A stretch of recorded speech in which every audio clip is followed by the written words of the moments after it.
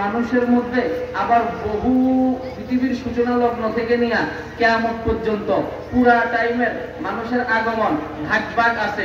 বিভিন্ন আম্বিয়া আলাইহিস সালাতু ওয়াস সালামের সময়কার হযরত আদম আলাইহিস সালাতু ওয়াস সালামের উম্মত ছিলেন, নূহ আলাইহিস সালাতু ওয়াস সালামের উম্মত ছিলেন, ইব্রাহিম আলাইহিস সালাতু ওয়াস সালামের উম্মত ছিলেন, মুসা আলাইহিস সালাতু ওয়াস সালামের উম্মত ছিলেন, মুহাম্মদুর রাসূলুল্লাহ সাল্লাল্লাহু আলাইহি ওয়াসাল্লামের উম্মত আমরা। এই যে এত রকমের নবীদের ভাগ করা, এই সব মানুষদের মধ্যে আল্লাহ রাব্বুল আলামিন উম্মতে মুহাম্মদী যারা তাদেরকে শ্রেষ্ঠত্ব দান করেছে। আবার পুরা ক্যাটাগরিতে আল্লাহ রাব্বুল আলামিন পুরা মানব জাতির মধ্যে সবচেয়ে বাছাইকৃত কিছু মানুষ, সেটা হচ্ছে আম্বিয়ায়ে কেরাম। এই আম্বিয়ায়ে কেরাম আলাইহিস সালাতু ওয়াস সালামের মধ্যে আল্লাহ যিনাকে সর্বোচ্চ ফজিলত দান করেছেন তিনি আমাদের নবী মুহাম্মদুর রাসূলুল্লাহ সাল্লাল্লাহু আলাইহি ওয়াসাল্লাম। আল্লাহ রাসূল সাল্লাল্লাহু আলাইহি ওয়াসাল্লাম কেমন ছিলেন, ওনার সিফাত সানা বর্ণনা করার মতো সময় আমার হাতে নাই। এক কবি সুন্দর করে বলছে, বাদাস খোদা বুজুর্গ তুহি কিসসা মুখতাসার, বাদাস খোদা বুজুর্গ তুহি কিসসা মুখতাসার। আল্লাহর পরে যা কিছু আছে সব কিছুর মধ্যে সবচাইতে উত্তম মুহাম্মদুর রাসূলুল্লাহ সাল্লাল্লাহু আলাইহি ওয়াসাল্লাম। আমি 2 দিন আগে কুশাগালী শান্তিঘাট স্কুল মাঠের প্রোগ্রামের মধ্যে একটা কথা বলেছিলাম। রাসূল আকরাম সাল্লাল্লাহু আলাইহি ওয়াসাল্লামের এত দাম, এত মর্যাদা, এত মান, এত ইজ্জত, এত সম্মান থাকার পরেও আমাদের বাংলাদেশে কয়েকদিন পর পর দেখা যায় রাসূল আকরাম সাল্লাল্লাহু আলাইহি ওয়াসাল্লামের শানে আঘাত করে বিভিন্ন রকমের কটু মন্তব্য, কটু বক্তব্য দেওয়া হয়। বলেছি মাত্র 3 দিন আগে, গত পরশুদিন আমাদের এলাকাতে এই ঘটনা হয়েছে। আপনারা শুনেন নাই? আপনারা শুনেন নাই? আমাদের এই রামপুরের মধ্যে এই ঘটনা ঘটছে। হিন্দু বাড়ির এক ছেলে প্রবাসে থাকে সৌদি আরব, পবিত্র ভূমি, সেই জায়গার মধ্যে গিয়েও ফেসবুকে রাসূল আকরাম সাল্লাল্লাহু আলাইহি ওয়াসাল্লামের বিরুদ্ধে লিখেছে। আমরা ইতিমধ্যে তার বিরুদ্ধে ব্যবস্থা গ্রহণ করছি, আন্দোলনেরও আমরা ডাক দিয়েছি। কিন্তু আমাদের বাংলাদেশের মধ্যে দেখা যায় কয়েকদিন পর পরে, কিছুদিন পর পরে একজন গজায়া উঠে, রাসূলের বিরুদ্ধে কথা বলে, কোরআনের বিরুদ্ধে কথা বলে, ইসলামের বিরুদ্ধে কথা বলে। সারা দেশের তৌহিদি জনতা হুজুরদের ডাকে রাজপথে নেমে আসে। এরপরে দেখা যায় তাকে আস্তে করে গ্রেফতার করে কিছুদিন পরে যখন আবার পরিস্থিতি স্বাভাবিক হয়ে যায় তার সসম্মানে মুক্তি দিয়ে দেওয়া হয়। অর্থাৎ এক কথায় খাতেমে রাসূল যারা আল্লাহ রাসূলকে গালি দেয়, ইসলামের বিধান মানসাব্বা নাবিয়ান ফাকতুলুহু, আল্লাহর নবীকে যে গালি দিতে তার কোনো ক্ষমা নাই, তার একমাত্র শাস্তি মৃত্যুদণ্ড। তার একমাত্র শাস্তি কি? কিন্তু বাংলাদেশের সংবিধানে, আইনের মধ্যে এই বিধান আছে? আছে। এজন্য আজকের এই মাহফিল থেকে আমরা বাংলাদেশের সরকারের কাছে আহ্বান জানাবো, আবেদন জানাবো যে আমাদের এই বাংলাদেশের মধ্যে এখন আইন সংশোধন চলছে, সংবিধান সংস্কার চলছে। আইন সংস্কার, সংবিধান সংস্কারের দায়িত্বে যারা আছেন, আপনাদের কাছে আমাদের আবেদন, আপনাদের কাছে আমাদের অনুরোধ, আপনারা নতুন করে যে সংবিধান তৈরি করবেন, যে আইন প্রণয়ন করবেন, এই আইনের মধ্যে একটা বিধান অবশ্যই থাকতে হবে যারা আমার নবী মুহাম্মদুর রাসূলুল্লাহ সাল্লাল্লাহু আলাইহি ওয়াসাল্লামকে নিয়ে কটূক্তি করবে, ইসলামের অবমাননা করবে, ধর্মের অবমাননা করবে, রাসূলের বিরুদ্ধে আচরণ করবে, এই সমস্ত খাতেমে রাসূল নাস্তিক মুরতাদ যারা আছে তাদের বিরুদ্ধে মৃত্যুদণ্ডের আইন পাস করতে হবে। এই দাবির সাথে আপনারা একমত? সবাই একমত? আমার সাথে সবাই স্লোগান তোলেন, ফাঁসি ফাঁসি ফাঁসি চাই, ফাঁসি ফাঁসি ফাঁসি চাই, ফাঁসি ফাঁসি ফাঁসি চাই, ফাঁসি ফাঁসি ফাঁসি চাই। আমি আপনাদেরকে জিজ্ঞেস করি, যদি বাংলাদেশের উলামায়ে কেরাম নাস্তিকদের ফাঁসির দাবিতে, খাতেমে রাসূলের মৃত্যুদণ্ডের দাবিতে এই আইন প্রণয়নের জন্য রাজপথে কর্মসূচি ঘোষণা করে জীবনের শেষ রক্তবিন্দু দিয়ে হলেও সেই আন্দোলনে সে সফল করতে কারা কারা প্রস্তুত তাদের হাত তুলে দেখান।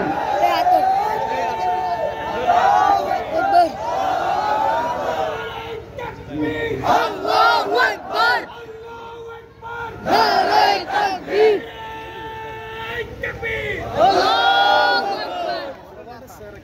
আমাদের এলাকায় যে ঘটনা ঘটছে, এই ঘটনা নিয়ে আমরা আগামী শুক্রবার জুমার নামাজের পরে দাসেরহাট স্কুল মাঠে রূপাছড়া সফিউল্লাহ উচ্চ বিদ্যালয়, ওই জায়গায় আমরা বিক্ষোভ সমাবেশ করব। যেহেতু আপনারা পড়োশি, প্রতিবেশী, এই প্রোগ্রামে অংশগ্রহণ করা সবারই মানে দায়িত্ব। এখান থেকে যাই জুমার নামাজ পড়া ওখানে গিয়ে প্রোগ্রাম ধরাটা মুশকিল।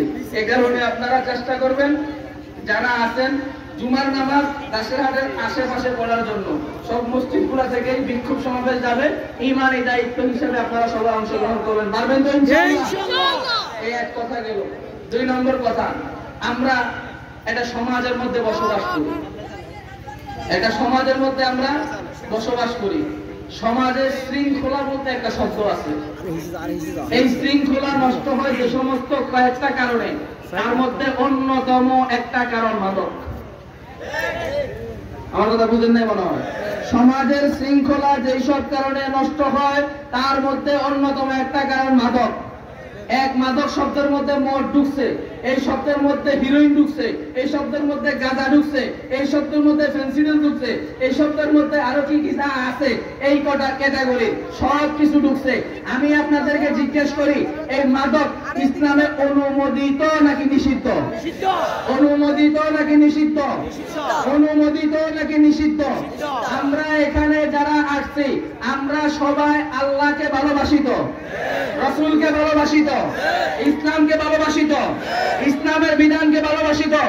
তাহলে আমি আপনাদেরকে ওয়াদা করাইতে চাই, অন্তত এই মাহফিলের মধ্যে যারা আছেন আপনারা কারা কারা রাজি আছেন এই এলাকার মধ্যে, এই সমাজের মধ্যে মাদক নিজেরাও সেবন করবেন না, কাউকে সেবন করতেও দিবেন না? হাত তোলেন। নিজেও সেবন করবেন না, কাউকে সেবন করতে দিবেন না।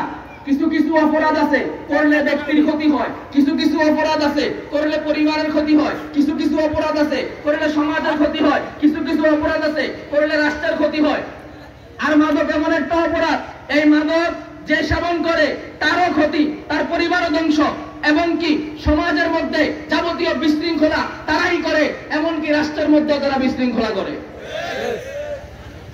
নাকি ভুল বললাম? আজকের সমাজের মধ্যে যত ধরনের অপরাধ হয়, যত ধরনের অপরাধমূলক কার্যক্রম হয়, এই সব অপরাধগুলোর মধ্যে যারা জড়িত, যারা সম্পৃক্ত, একটা হিসাব করেন দেখবেন।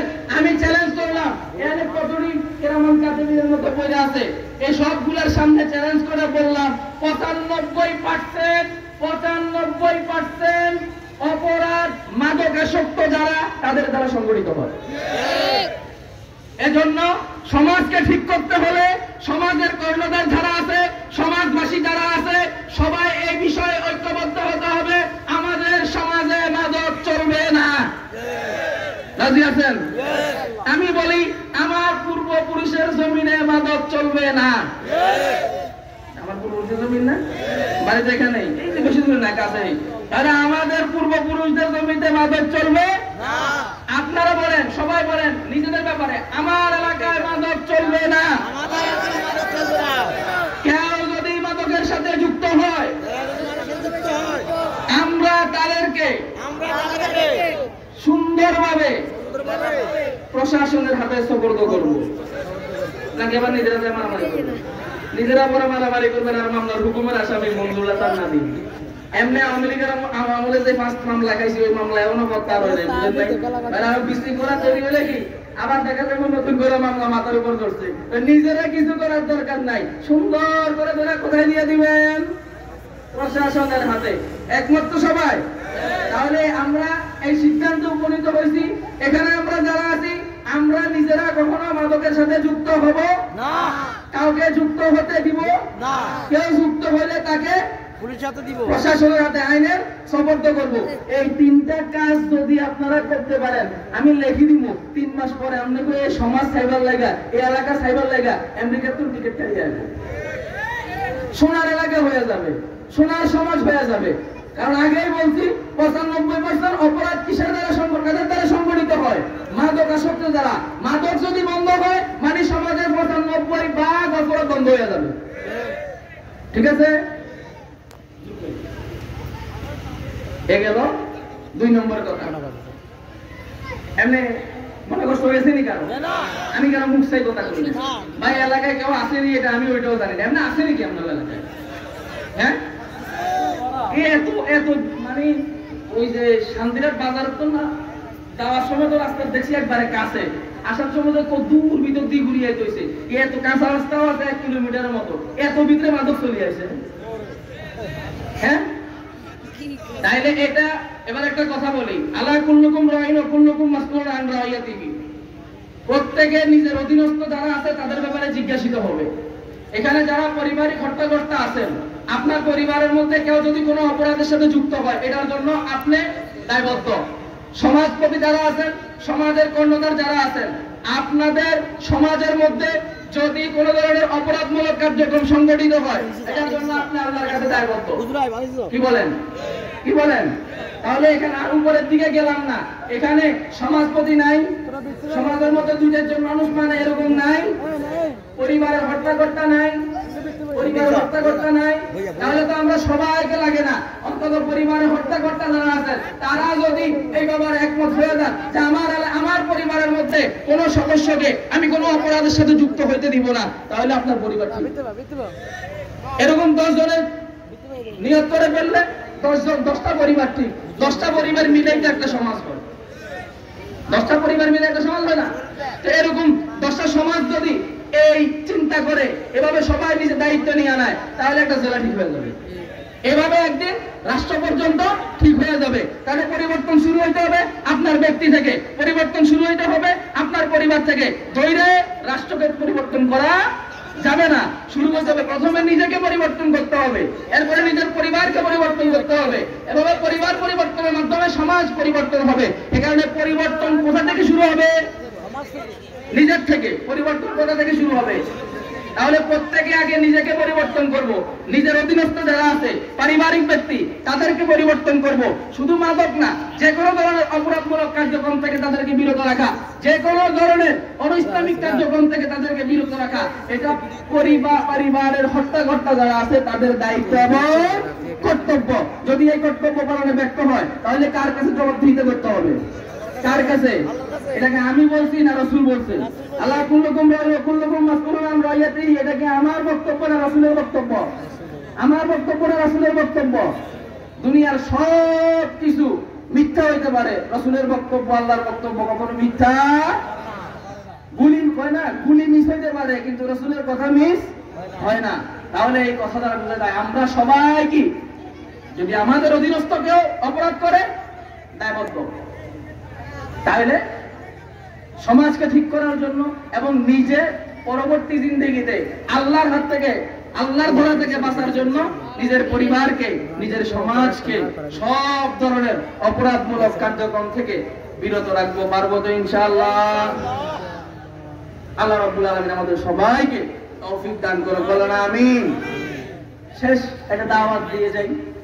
আমাদের এই বছরের রামপুরের বার্ষিক মাহফিল ইনশাআল্লাহ জানুয়ারির 29, 30, 31, জানুয়ারির 29, 30, 31 তারিখ। সাধারণত জানুয়ারিতে প্রোগ্রামটা হয় না, হয়তো ফেব্রুয়ারিতেই, কিন্তু রমজান যেহেতু আগে আসতেছে আমাদেরকে প্রোগ্রামও আগে আনতে হয়েছে, তো জানুয়ারিতে চলে আসছে প্রোগ্রাম। জানুয়ারির 29, 30, 31 তারিখ ইনশাআল্লাহ আপনাদের সকলকে সেই প্রোগ্রামে দাওয়াত। ইনশাআল্লাহ ইনশাআল্লাহ দরকার আছে নাকি দাওয়াত? ঠিক লাগে। আমি তো জানি যে মাহফিলের যত খেদমত যা আছে বেশিরভাগ সেখানেই লোকে দিই, বেশিরভাগ তো সব জায়গায় আপনারাই আনজাম দেন, আমরা করে দাওয়াত দিয়ে মানে মনে করাই দিয়ে দেন। ওই ডেট চেঞ্জ হয়েছে যে একটু মনে করাই দেওয়া আর কি। যাবেন তো ইনশাআল্লাহ? যাবেন তো ইনশাআল্লাহ? দেরি হবে? আচ্ছা আচ্ছা আচ্ছা, আমি কথা বলবো। আচ্ছা মাশাআল্লাহ। আসলে ওই যে আমি আসতে শুধু আপনাদের সাথে দেখা